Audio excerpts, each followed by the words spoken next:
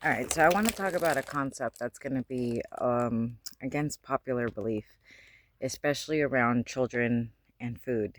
Okay, so I was a child that really struggled with the diet of the rest of my family, and I mean really struggled, was constantly getting sick when I was here in the US because of the diet that the rest of my family sustained. So when I take Bella, and Bella's my child and my service animal, so please do not judge this commentary because it's just a perfect example. When I take Bella to go buy food or treats, especially because when I started the retraining, the trainer wanted her to be more treat inclined, but she also needed to lose weight. And so this has made her really annoyingly picky, but also annoyingly eating just random shit off the ground because she's on a diet, right? So when we went and got the treats, I let her choose her treats. And this is one of the ones that she chose right here. She hasn't eaten one of them, okay? She'll take them and then she'll just leave them there because she does not like them. I'm not going to get upset with the dog and be like, well, hey, you make me buy these things. This is why I don't buy you what you say you want because you don't know what you want. No. I write down the brand it was, the type of treat it was, and I don't buy that shit again. Even with her kibble, what I will do when I can afford it and I'm not getting it from the Humane Society is that I will let her sniff the bags and I will let her choose which kibble she wants.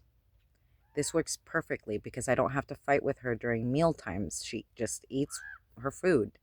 And I don't have to spend as much on treats because the kibble becomes treats for the morning walk. This concept gets lost on parents. However, I had a nephew that my brother and his girlfriend really, really struggled with because all he would eat for them was macaroni and cheese. And they would have to force him to eat vegetables. I never had that problem when I babysat this kid. Cool, he likes pasta. He likes cheesy pasta. So what did I do? I built upon those recipes.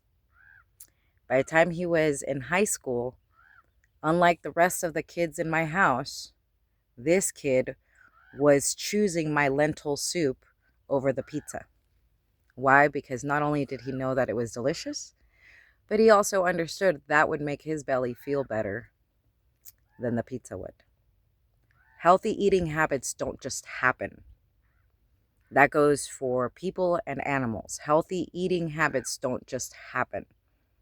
We are the ones buying the food for our animals.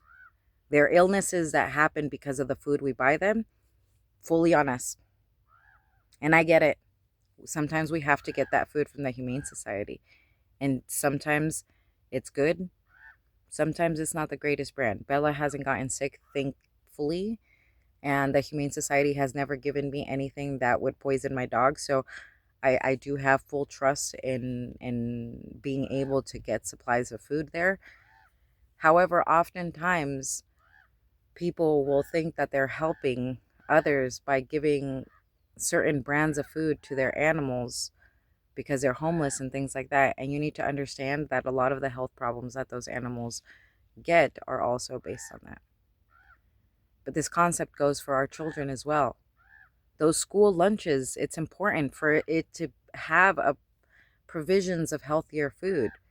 Because even with some of the processed foods, it's why I worked in the cafeteria. Since I was in elementary school, I volunteered in the cafeteria so I could get extra servings of salad and fruit because of how much my tummy hurt when I was at school and nobody believing me.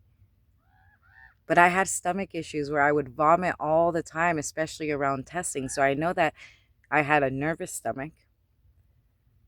But I was struggling with gastritis by the time I was in like 10th or 11th grade. By the time I was in my 20s, I was already developing ulcers. So we don't healthy eating habits don't just happen. It's something that we build upon. And sometimes it's ourselves that has to build upon that. We have to take it upon ourselves to learn to eat healthier. And oftentimes, our animals and our children are direct reflections of that. If you can't do it for yourself, do it for them. At least in the beginning, until you learn to love yourself enough. Because yes, we can have our comfort foods, but you can choose similar comfort foods that taste similar and learn to have less of that processed flavor. It takes time. It takes practice. And yes, we fall off the wagon. I spent the winter eating pizza almost every other day. It's not healthy. Did it hit the spot of my comfort food because I was sad about my living situation? Sure, it hit the spot. Did the ulcers in my stomach get out of control again and now I'm having trouble controlling them again? Yes, they fucking did. I'm paying dearly for that month of eating pizza. So I just want to remind you, do not punish your kids for choosing something. On the contrary, you want them to try as many brands as they want, because that's where they start to develop eating issues. Because I'd get in trouble for wanting to try new foods and then not liking them. Yes, I understand. When we live in impoverished lives, oftentimes it's very hard to allow your kids to explore. But if you don't allow them to explore with food, when they become adults, all they eat is either processed foods, or they struggle to buy food if they're not sure if they're going to eat it, because that's my big struggle. I struggle big time. Like I had a couple bananas go bad and a couple tangerines go bad because I forgot about them. And I feel very guilty about it. Don't do that to your children. Help them find and be curious about food, especially around healthy food, because the skills develop from a really young age. And my nose is perfect. I can smell a ripe peach from the other side of the store, and that will draw me.